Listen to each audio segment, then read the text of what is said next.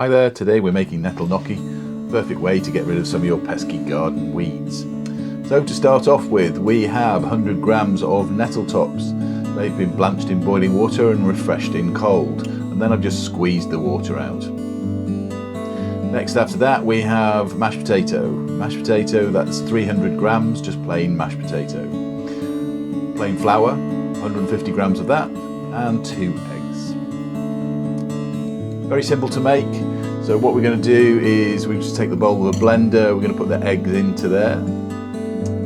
And then we want to make a puree with this with the nettle tops. It means it'll blend through the whole gnocchi really easily and you won't get big lumps of nettle in there. It'll be nice and pureed. So we put all that into a blender and just give that a quick zizz up. So yeah, blitz it away. It doesn't take very long, maybe 20-30 seconds if that. Blitz it up until you get a nice paste. You'll have a green fleck running through it, but it should look something like this.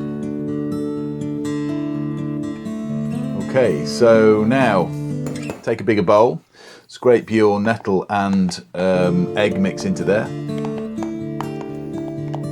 Get as much of it out of the bowl of the blender as you can. And there we have it. So first thing to add in is the potato. Just plain mashed potato. This has had no butter or cream or anything added. It's literally just a nice floury potato boiled and mashed up. And we mix that in.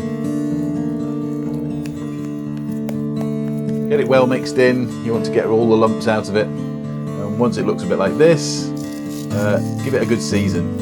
So I would say probably half a teaspoon of salt. Needs a good bit of salt, and then a good grinding of black pepper as well.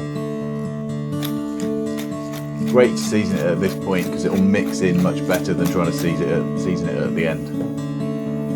So mix the seasoning in, and then last ingredient is the flour, and this will bring the whole dough together.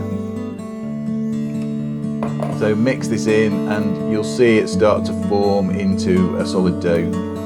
Quite a soft dough, but it will hold its own into a ball. You can see it coming together here. And at that point, you can get your hands in there and just knead it a little bit into a solid ball. That'll just come together. And there we have it. Okay, now what you need to do is form your gnocchi.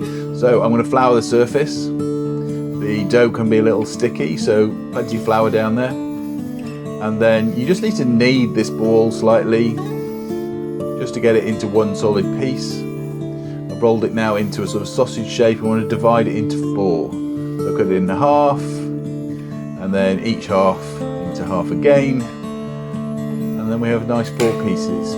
So take one of those pieces, flour your surface again, and then we need to roll that into a sausage. And the sausage is probably, I don't know, 20 millimeters in thickness.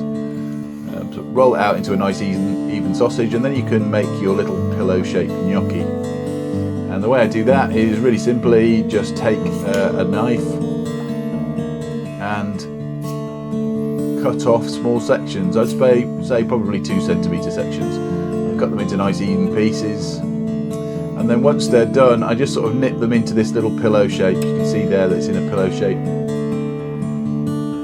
And those can be stored now. You could stick them in the fridge if you like, but I've cooked them straight away. They go straight into rolling, boiling water. That water has been seasoned with a bit of salt. So pop them all in there. They'll take 2 or 3 minutes, but you'll see when they're cooked because they'll come to the surface. And there's your nettle gnocchi. You can serve it in all sorts of different ways. We served it just simply with some herb butter. So lots of garden herbs in some butter and a squeeze of lemon. But heaps of things you can do with it. You could put it with a bolognese sauce, you could put it with a tomato sauce. I do hope you enjoy them. Come back soon for more recipes from Taste the Wild. Thanks very much. Bye bye.